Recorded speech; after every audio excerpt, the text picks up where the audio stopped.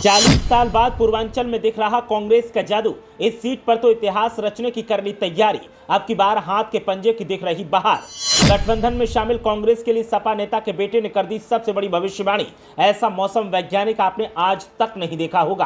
कांग्रेस अब तक हाशिए पर थी, लेकिन अब हासिल करेगी सबसे बड़ी जीत। संकेत मिले तो फिर सत्ताधारी छोड़ने लगे पसीना। चुनावी रंग की होली में पूरा प्रदेश खेल रहा है और पूरे प्रदेश में चर्चाएं बस इसी बात को लेकर हैं कि अब की बार जीत किसे मिलेगी।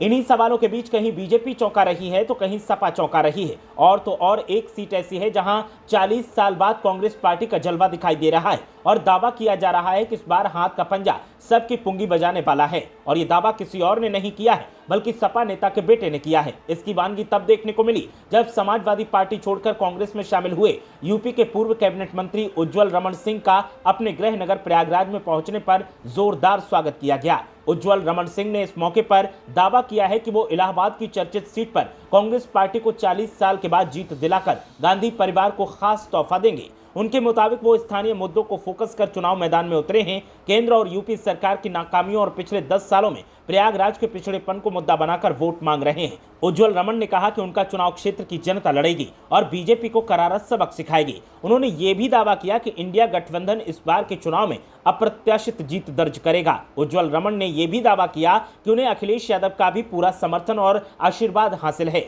वो कांग्रेस पार्टी नहीं बल्कि इंडिया गठबंधन के उम्मीदवार के तौर पर चुनावी मैदान में हैं। उज्जवल रमन सिंह जिस तरह इलाहाबाद से चुनाव लड़ने जा रहे हैं, कांग्रेस पार्टी ने उस पर 40 साल पहले 1984 के चुनाव में जीत दर्ज की थी। उस वक्त अमिताभ बच्चन यहां से सांसद चुने गए थे। उज्जवल रमन सिंह समाजवादी पार्टी के वरिष्ठ नेता कुंवर रेवती रमन सिंह के बेटे हैं। वो 2 बार विधायक और मुलायम सिंह यादव सरकार में कैबिनेट मंत्री रहे हैं। 2 दिन पहले ही उन्होंने लखनऊ में कांग्रेस पार्टी की सदस्यता ली थी। इलाहाबाद संसदीय सीट इस बार इंडिया गठबंधन में कांग्रेस के हिस्से में आई है।